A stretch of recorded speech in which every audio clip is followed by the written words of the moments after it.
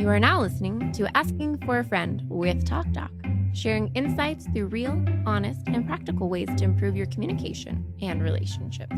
Featuring your hosts, Dr. Pamela Kreiser, Meredith Edwards-Nagel, and Teighlor Polendo. I wanted to introduce Vanessa just because I get the pleasure of knowing you before these ladies meet you and everyone else that listens to what you have to say today. But I met Vanessa through one of my best friends many years ago, and I'm really excited to listen to Vanessa's expertise on anxiety, because even throughout the years, I was reflecting on just like, when you meet someone and they have this certain type of energy, and to me, Vanessa is such this like serenity. Like every time I've been around you, I feel this like sense of sereneness, and we're talking about anxiety and how it translates in the body, and what better person to talk to that is an expert in the field and is serene herself, in my observation through time with you, although limited. And then briefly, I wanted to also brag a little bit about something you've created, which we can talk about later, but I love, and I know some people listen, some people watch. So I'm just showing a fun thing that you created, which is called a support deck, and I think is so amazing. I pulled up some of my favorite ones, but we're not going to get into them right this moment. But it's it's a support deck of cards that Vanessa designed. It says, featuring therapeutic practices to help you manage big feelings, a guide to dealing with stress and anxiety. And they're really beautifully illustrated cards. I have used them before, just different things like how to move through your body. And can you read one? Okay, I pulled up. We'll pick like one or two of my favorite. I picked a few. So one I really like says, "Get curious about yourself." And on the front side of the card, you'll see this like beautiful art and the idea of what to do or how to process what's going on. And the flip side of the card, it will give you options, opportunities to work through those feelings or the stress or anxiety that you're having. Yeah. So the back of this one says, get curious about yourself, and it will say, ask yourself open-ended questions. What happened? How did that make me feel? What has been the hardest part about this? What needs to happen to make this right? And what do I need right now? And so what I like about this one in particular, and just a lot of them, is it doesn't just throw the feeling or the anxiety at you, but it gives you opportunity to work through it and to move through that. And I love that. I have a quick question about this. So do I just draw from the deck randomly when I have a feeling, or do I go through it each day, or what do you do? That's how I did it. I just would draw. Yeah. Well, there's not a wrong way to do it. I mean, it's not like there's like, you can win. It's just like, it's designed... I would like to win. Yes. Yeah, I win at anxiety. I don't know how you knew that quickly about me, but Teighlor and I both would like to win. Whatever the contest is. There's a wrong way. Well, my experience with anxiety has been, it can just sort of like shut down your ability to think logically. So if you're feeling overwhelmed or stressed or even like angry, anything, anxiety or anything else, I have it too. The card deck is meant to help you essentially feel okay about not having your logic brain online for that second. And it's going to give you coping options that when you're calm might seem obvious, like go on a walk. It's like, okay, yeah, but you can't get there if you're really, really mad, or you can't get there if you're really, really overwhelmed. So then these just give you options for like, oh, right. I could go on a walk. That does help. Or I could get curious about myself. That does help. Yeah. I know. I love them. We can get into more later about where we can hear more from you and whatnot, but it's just my intro of bragging a little bit about you and my experience, although limited but enjoyable with you, and through, I think I met you like 10 years ago, I feel like.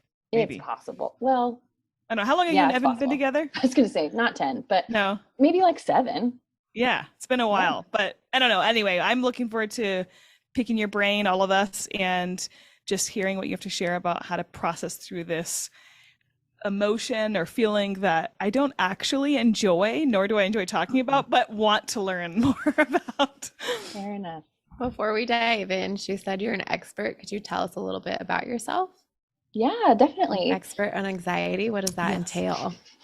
That means that I grew up so anxious, but also I'm a licensed therapist. And so I got my master's, and then you do a certain amount of hours in order to sit for the licensure exam, and then you pass the exam. Those are like sort of the basic steps of what could maybe constitute somebody as an expert. But I sort of chose anxiety as a specialty because I've had personal experience with it and have seen the other side of it, know that there is actually also relief and hope on the other side. I have just a quick overview question, which is, are we more anxious, do you think, or we just report it more as a society? Question. I'm curious. I think it's possible it's both. And it probably depends on, I mean, I think it would depend a lot on the environment, but I think it's both. If to use like a personal example, it seemed like I was the first person in my whole family to be anxious. But then we were like, but, you know, this relative and this grandma and whatever all had the same gastrointestinal issues that I had that were always unexplained by doctors. So then it's like, they were probably anxious, but they didn't know. It's not that they, you know, they were ashamed of it. It's probably that they just didn't know.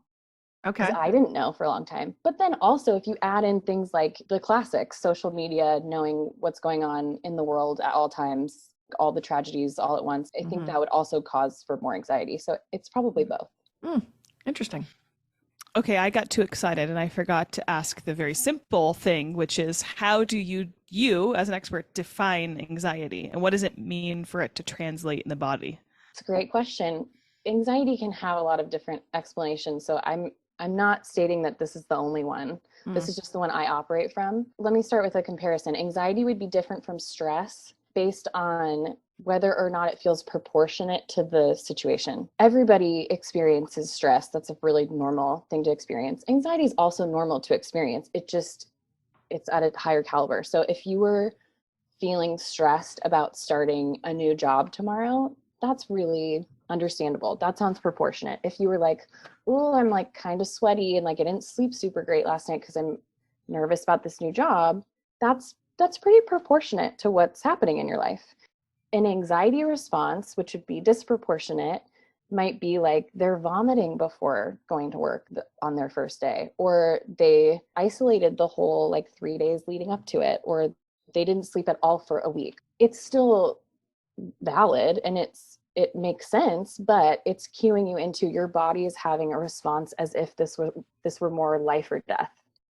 So the differentiation is that stress, when it's attached to situations that are proportionate, then that's stress. But when it's disproportionate or way out of whack almost, it's too big of a response. So we would say that anxiety is much bigger than stress. Yeah, exactly. It's like stress kicked way, way, way up. And it's usually, I mean, a lot of us, I think, are familiar with the terms fight or flight. And so it's when your body goes into some kind of major protection of, we either have to fight for our life or flee for our life. And then freeze is also another response that you can have, just like freeze to stay alive. Your body's reacting in a life or death response way for a non-life or death situation. But the reason it's still valid is because your body's reacting like that because there's some emotional response that feels like it is life or death. If I embarrass myself at this job tomorrow, I'm going to feel like I'm going to die. That's actually how your body's responding. So that's why it's legitimate. It's not sustainable, and nobody likes feeling like that. And so we can do things to help it, but it's legitimate because your body actually thinks that something is really extremely wrong.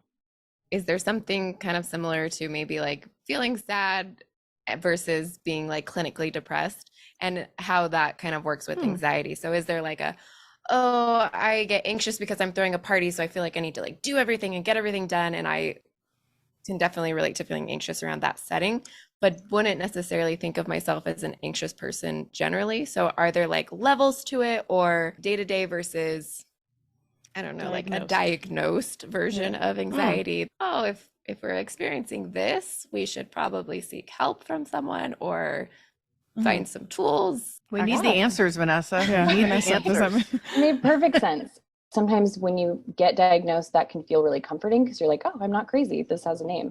And sometimes it can feel really stigmatizing because you're like, oh, I'm crazy. So yeah, you can't win. No.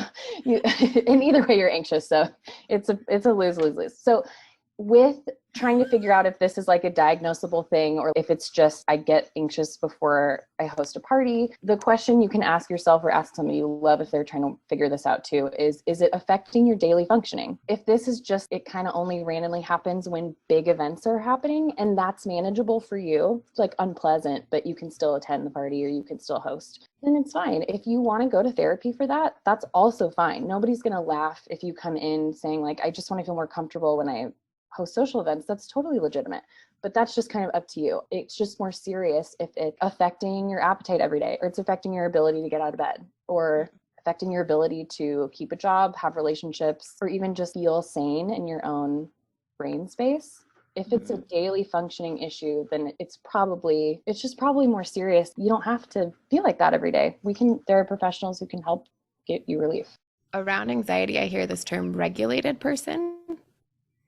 Kind of my guess is that you are a regulated person and why Mary thinks you're serene.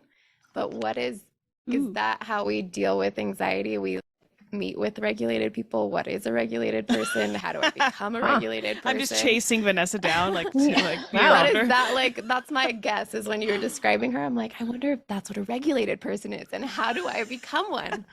Wow. First of all, childhood Vanessa is shocked that we could be labeled as a regulated person. We feel very proud of ourselves. Second of all, I think it can have a lot to do with being around regulated people. There's a thing called co-regulation. This is why like cuddling can be calming to the body, or even just like a prolonged hug with a parent that feels safe or somebody you love, a friend that feels safe. Those all can help your body emotionally regulate. It might lower the production of cortisol, your stress hormone, or something like that. But as far as just being a regulated person, I think I would actually just phrase it as, do you feel safe in your body and in your own brain? That's how I would put it. But what I think it means is, do you feel like you can soothe yourself when things feel out of control, whether your emotions or your thoughts feel out of control, or even if it takes some time, that's also very understandable. Are you able to kind of get yourself back to some kind of equilibrium or some kind of manageable place? I would consider that a regulated person. But I also think it's not just about being around regulated people, because my husband is the most regulated person I've ever met. I can still just be a mess, and that's not his fault.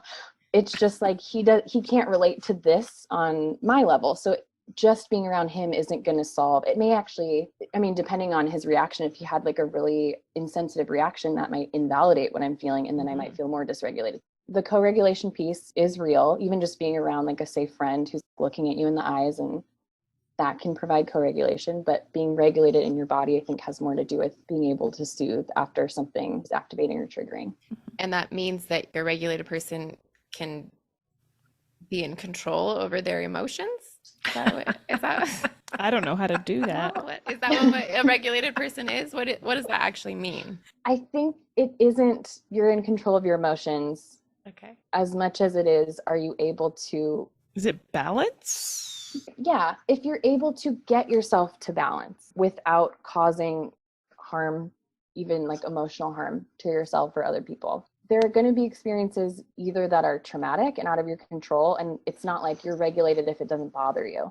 It's just if you're able to sort of like get yourself to a place where either you can get help outside of yourself or self-soothe. I think that's how I put it in the simplest terms.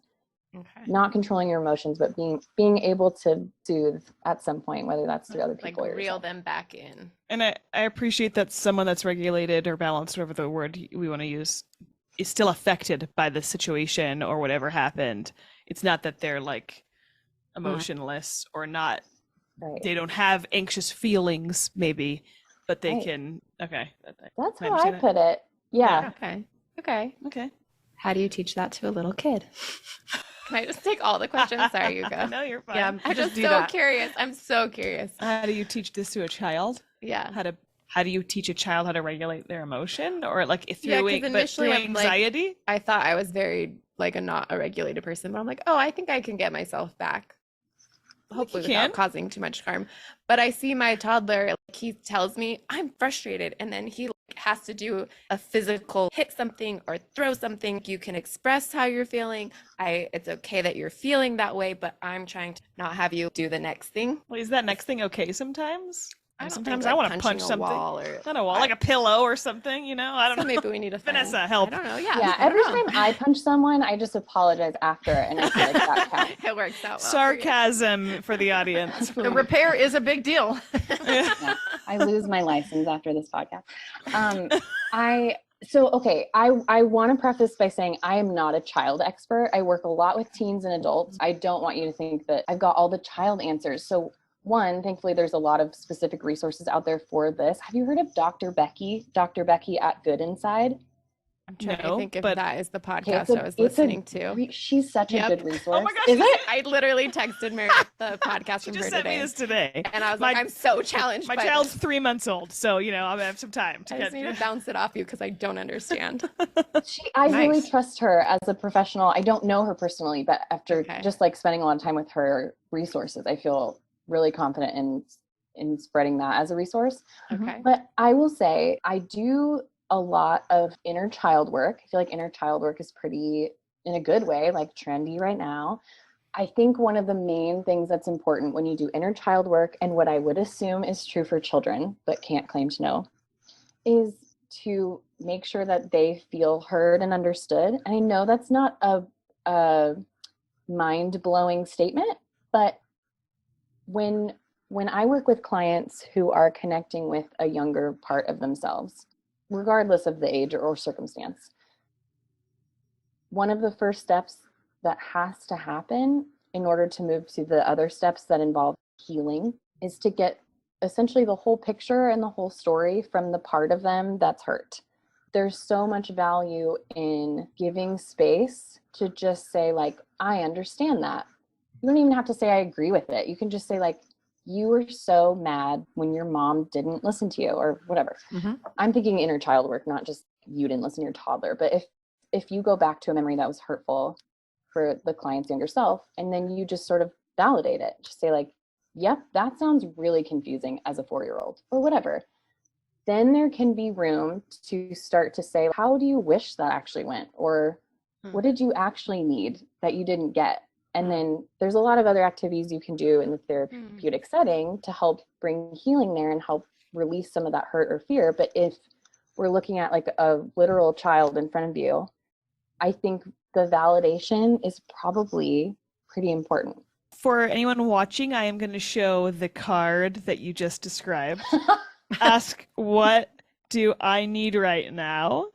And I love it. You just, the things on the back say things you might need. And like, there's just options of things to think about, right? To feel validated, someone to listen to you, fresh air, a moment to cry, a distraction, a nap, water, a hug. And then it says, pick at least one, and ask a trusted person for their participation if needed. Love and that. For everyone listening or watching, we're going to drop this a link in the show notes, so you'll be able to find this deck if you want to get it. Yes, please. The support. I just love that we just had this example of one, and that was one of my favorite ones, and you talked about it. So I'm sorry, I had to go back to it. I love that. And I want to give a quick shout out to the illustrator. I wrote all these cards and, created the concept, but one of my friends did all of the illustrations, and she's the one who's selling it through her website. So it's Odd Daughter, right? Correct. Yeah, Odd Daughter. And she just makes they're so beautiful. Yeah. I wanted to validate what you were saying and legitimize about having that language with other adult relationships that just make you so pissed that you just wanted to like punch your coworker. Usually people are like, yeah, you get it. You didn't have to psychoanalyze them. They just were like, yep, you heard me correctly. I was so mad. And this goes back to the thing you started with the card of get curious about yourself.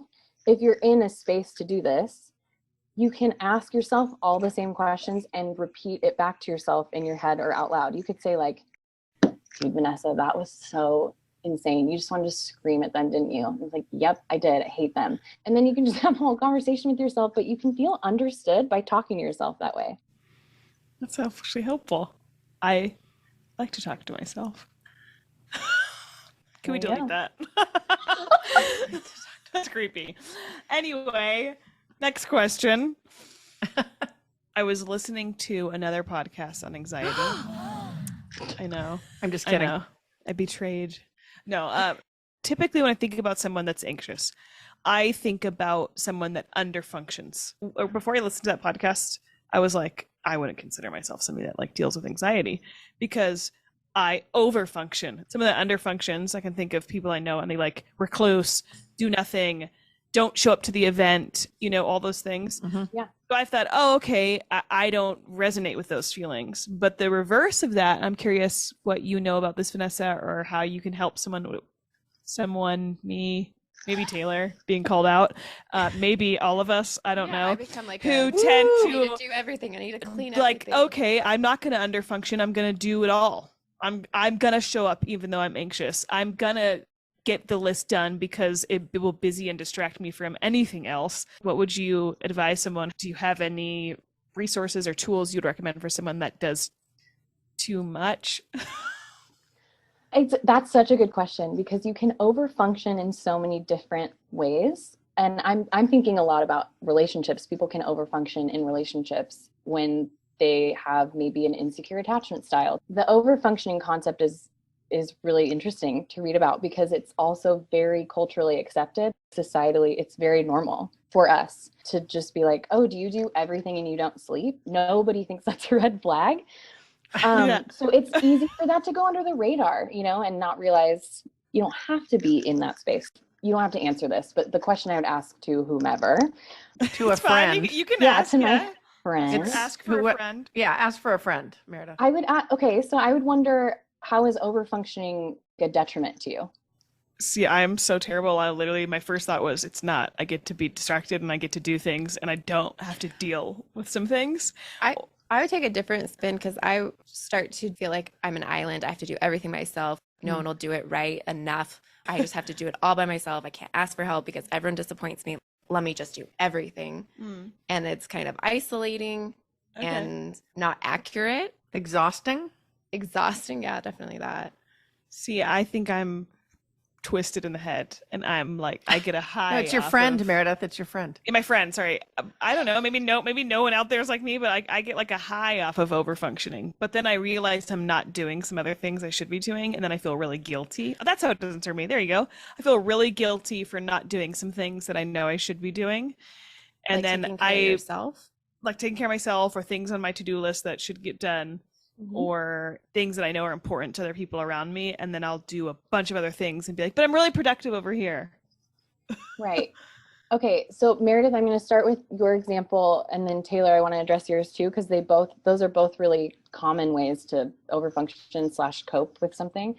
Meredith, yeah, I would say the detriment that I heard is you're feeling some guilt. Maybe you're neglecting some things that you want to be doing. I don't know, like taking care of yourself in whatever form that would look like, or being productive in other specific ways. That might feed into the need to be overproductive because subconsciously or consciously, you might be like, well, I don't want to feel guilty and I don't want to think about all the stuff I'm supposed to be doing. So now I'm going to keep overfunctioning. So it actually might just kind of be feeding into this loop. Oh yeah. Cyclical cycle. I'm right in there. I'm running.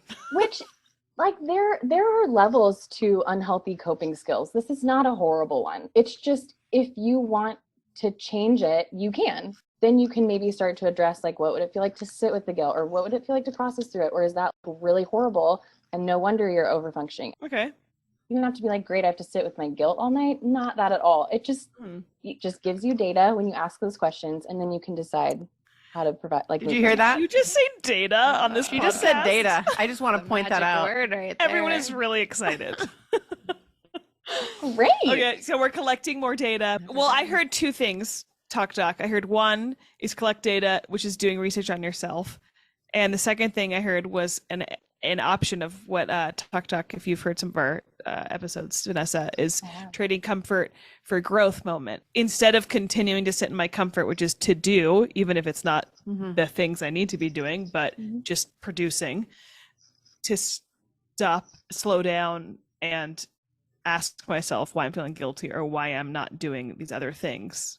Yes, but I want you to know it doesn't have to look a certain way, and you don't have to do a 180 either. Your physical system, your internal system might just be protecting you from this sense of guilt just around like, being so busy, but it's actually connected to something either bigger or just a lot of things that have added up over the years, probably trying to prevent you from thinking about it or sitting with it for a reason. And that doesn't mean you shouldn't. It just means be really gentle with yourself when you do it. Or like, if you want to process it with one of your friends and just be like, can you just be a sounding board for me?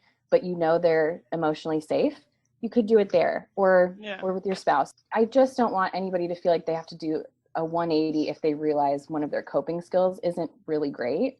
Sure. And I think one thing I have learned is if I stop overfunctioning, it's like this, like, well, like, who am I? Or people will think I'm lazy, or I'm not doing enough. And then it's like, well, is it because I think that translates into, am I not enough? And it becomes this whole identity crisis. Yeah. So now I've just over busied myself, and I feel guilty because I didn't address some of the things I should have addressed. But if I stop over busy myself and do less and do the things I should do, then I don't think I'm doing a good person.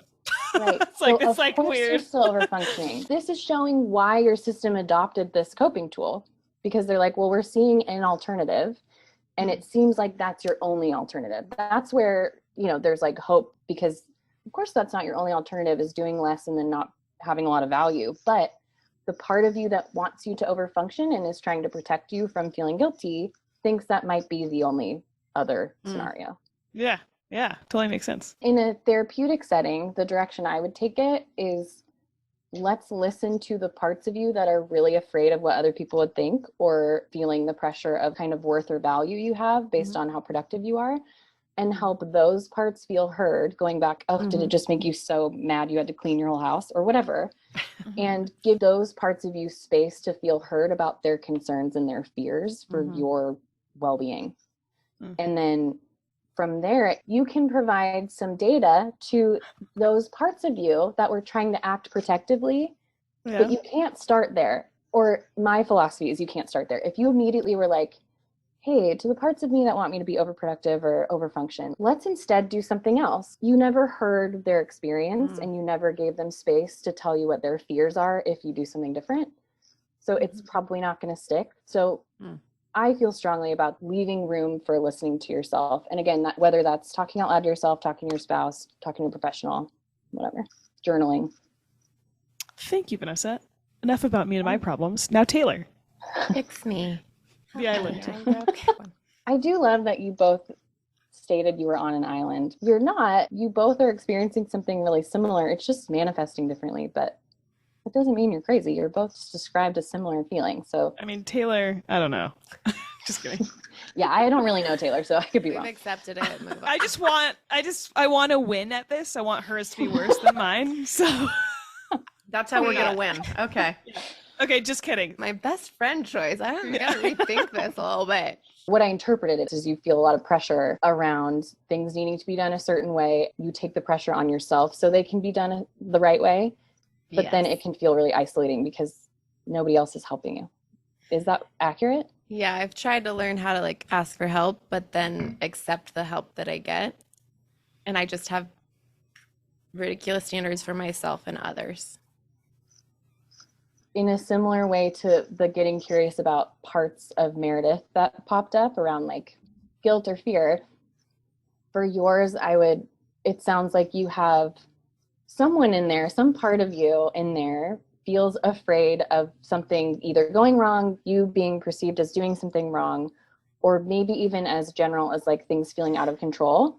If you were to just say, oh, I just have to learn to accept help, that doesn't actually quell any fears of the parts of you that are worried, but things could still go out of control if I take their help, or if they do it wrong, or if I do it wrong, or if I change up the system. My philosophy is to spend more time, non-judgmental, compassionate time with the parts of you that are trying to keep you from changing your behavior, and understand what they're afraid of, and either help update them on what's actually going on in your life and that you're safe or whatever, or realizing potentially that this is connected to something bigger, and then you can help process through the bigger thing, and then it won't affect your functioning as much. Sounds like homework.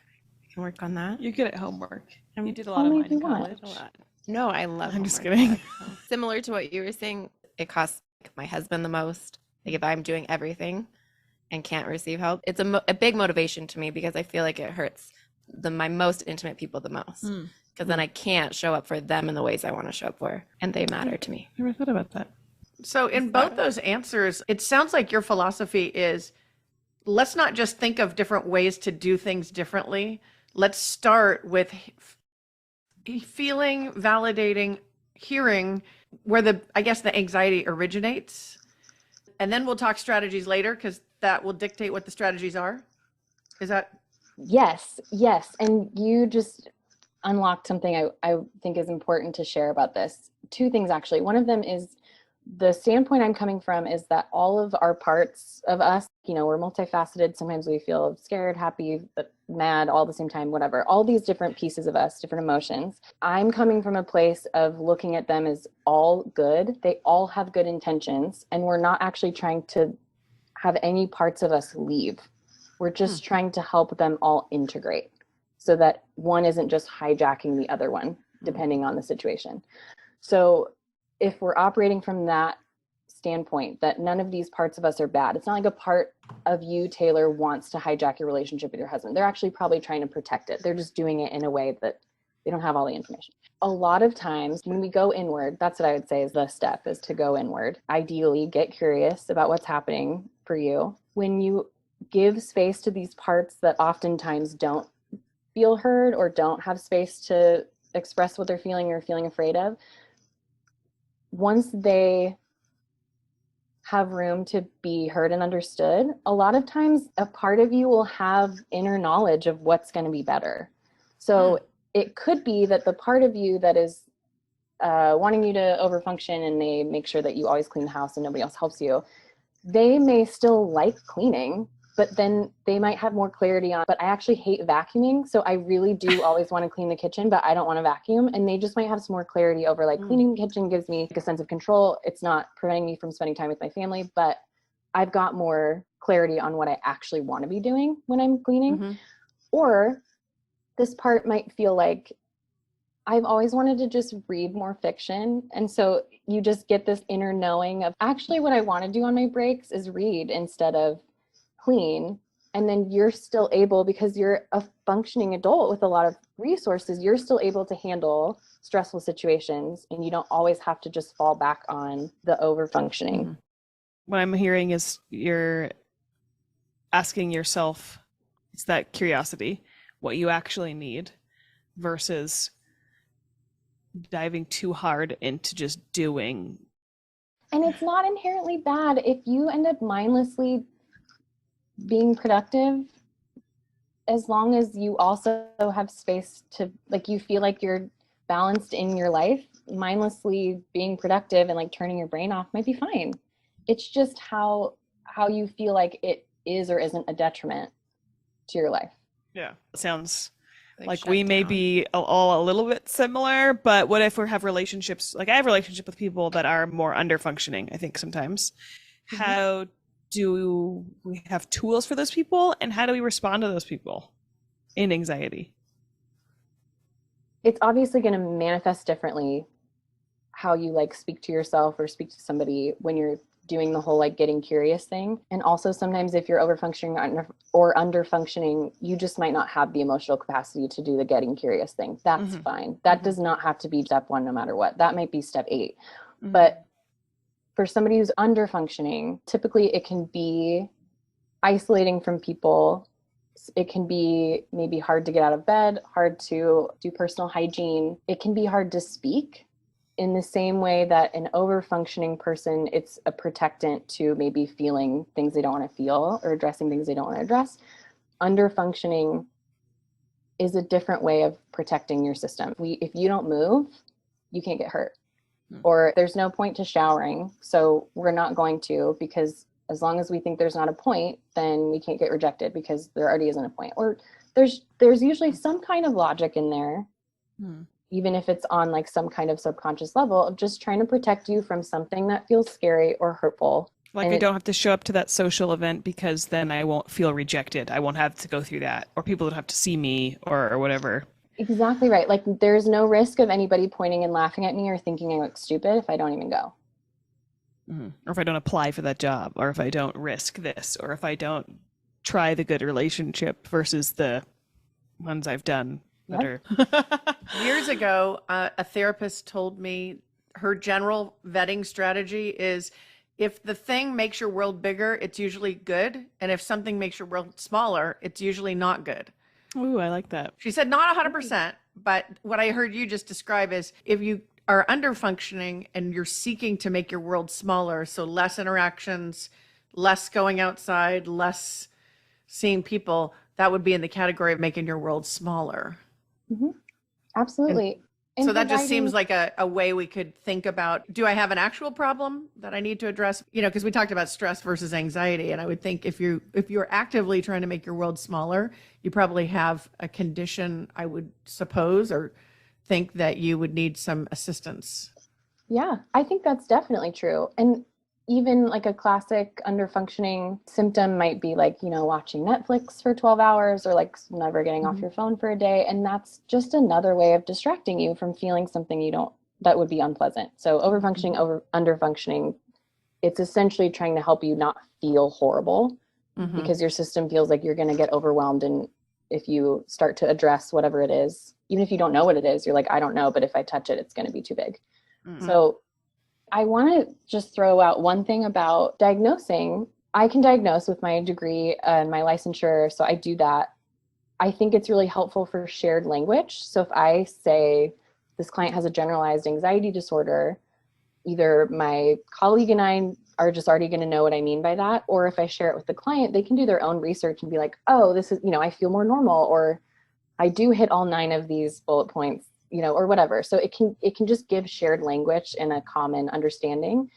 And it also is needed for insurance. So if a therapist is billing insurance for some of it, you have to have a diagnosis in there, and then they have to deem that diagnosis legit.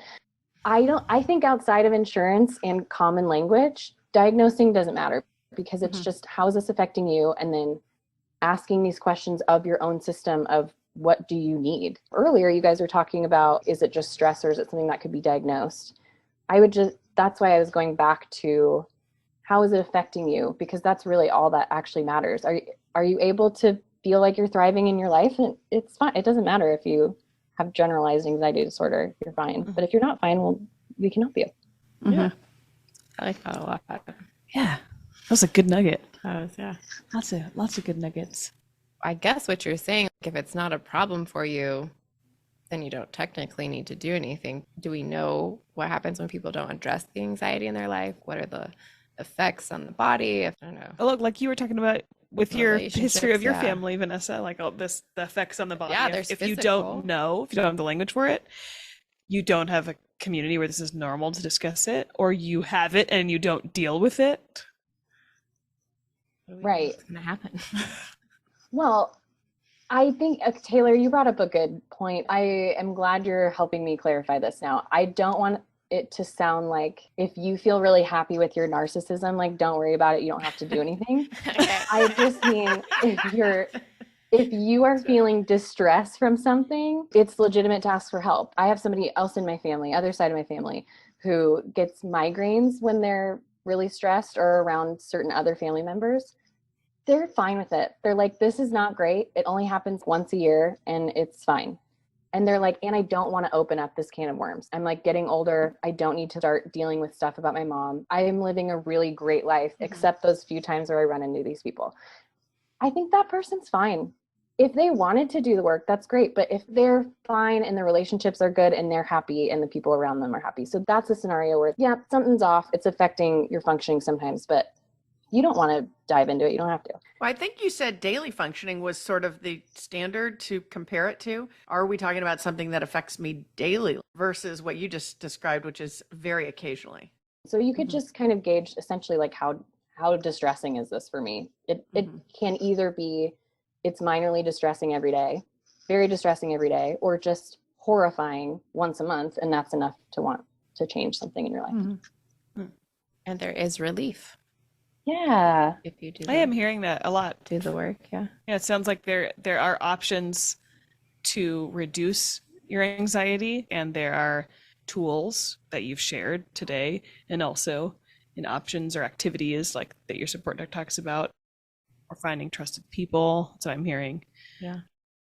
Then how do you know if you're anxious? I feel like this is something I'm really just learning, because I never really would have considered myself an anxious person. Yeah, I really relate with that in terms of what we were talking about earlier. How do you How do you identify? spot it? How do you spot an over-functioning anxiety? Like you said earlier, like there's no red flag. I don't ever take a day off, or I work when Or I'm like sick. those people who work out a ton, and we so praise that culture. Yeah. We praise productivity. Yeah, So, like in that our that gives culture, me a that's sense of like "Woo, self-worth. good for you. You're so hardworking." Yeah. Instead of it being this thing I want to praise in myself, I would like to wonder, as an overfunctioner, how do I see it coming? It's like the train that's coming, and like I like to hop on and go really fast, but maybe how do I miss that train sometimes? Are you saying, how do we find out when anxiety is driving some behavior? Is that what you mean? How do I know when it's creeping up? Sort of a little bit of a tangent example, but for the first time, my partner, I felt I was going to become defensive instead of just doing the thing. Yeah. And I literally was like the first time in my life, mid-30s, did it, learned it. It was like, this is happening.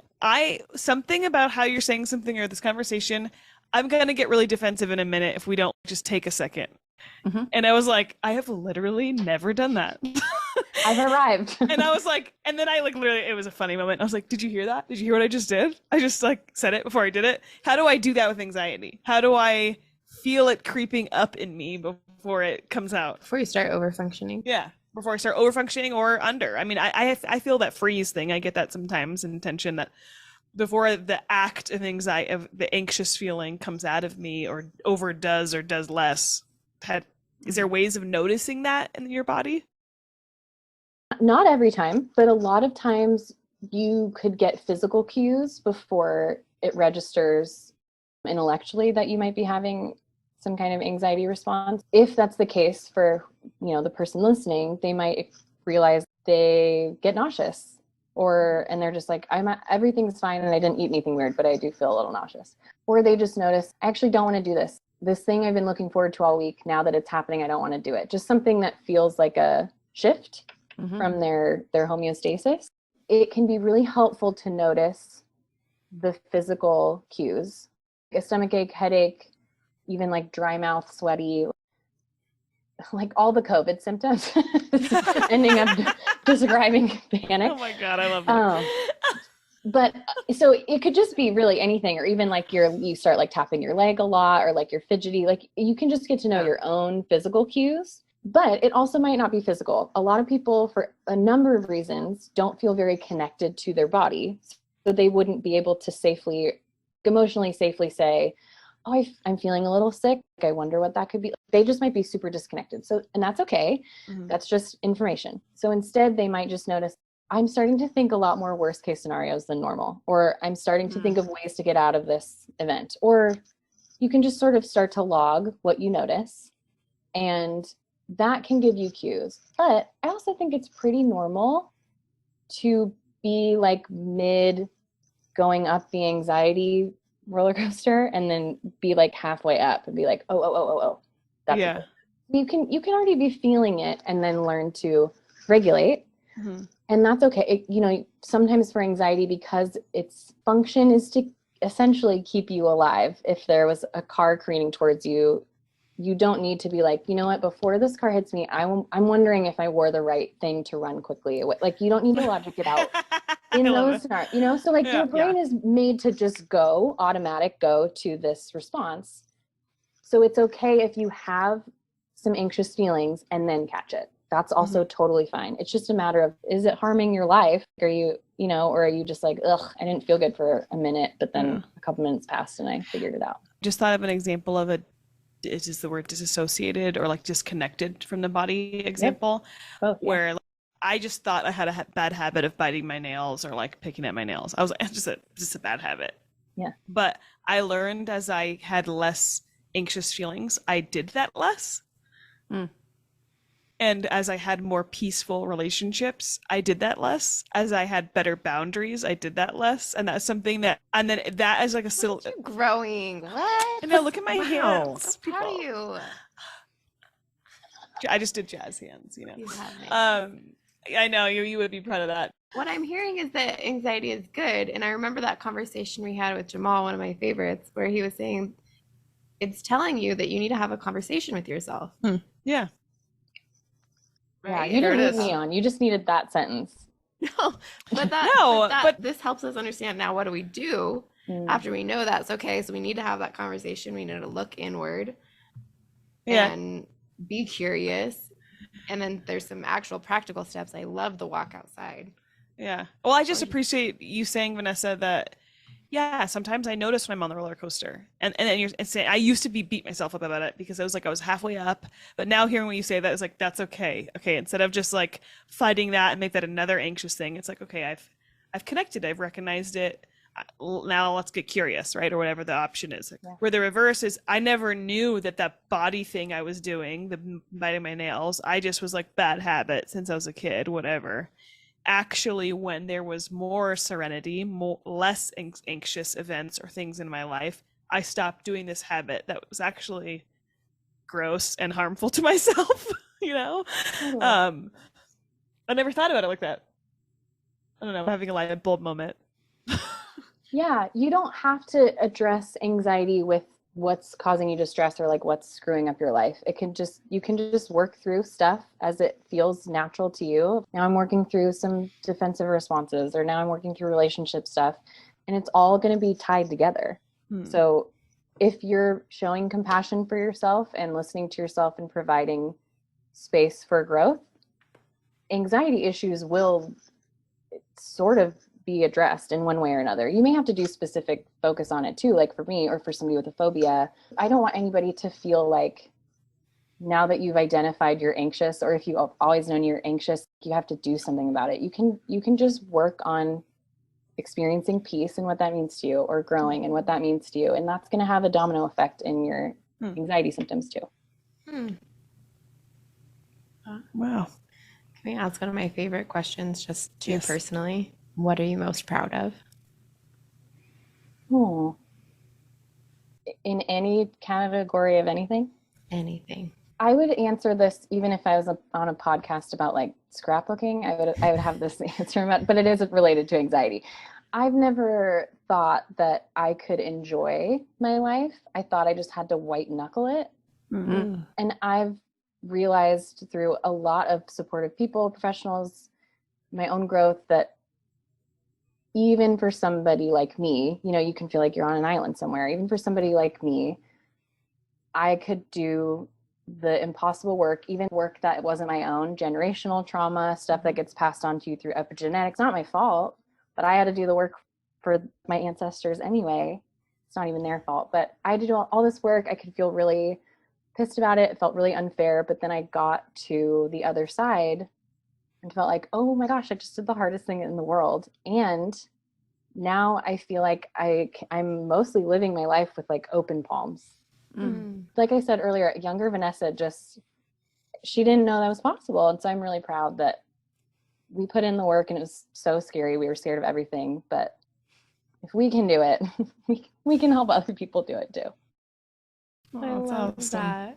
Thanks, Vanessa. Thank you for sharing that. I know we touched on it earlier, but can you share a little bit about where we can hear more from you? Yeah. I'm not super active outside of my literal private practice, but I have a website. It's got resources on there and more information about the type of therapy I do if people are in Orange County and looking for a therapist. And then I'm on Instagram at Vanessa Trine Therapy. Oh, and my website's vanessatrine.com. Got it. And my Instagram, honestly, is mostly just versions of these coping tools that are in the support deck. It's really just a place for like ways to feel some relief.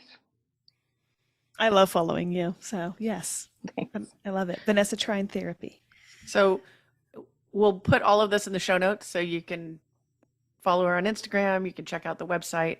We'll also put the information about the support deck, Yeah. which are those cards that we talked about. And so if any of you want to grab that. Good Christmas Strategy. gifts, just saying. Ooh. I know, Not but to call what out if you your what if family. you Don't get give- that like from Don't someone? give them as a Does that You mean- call out. really need this in your life.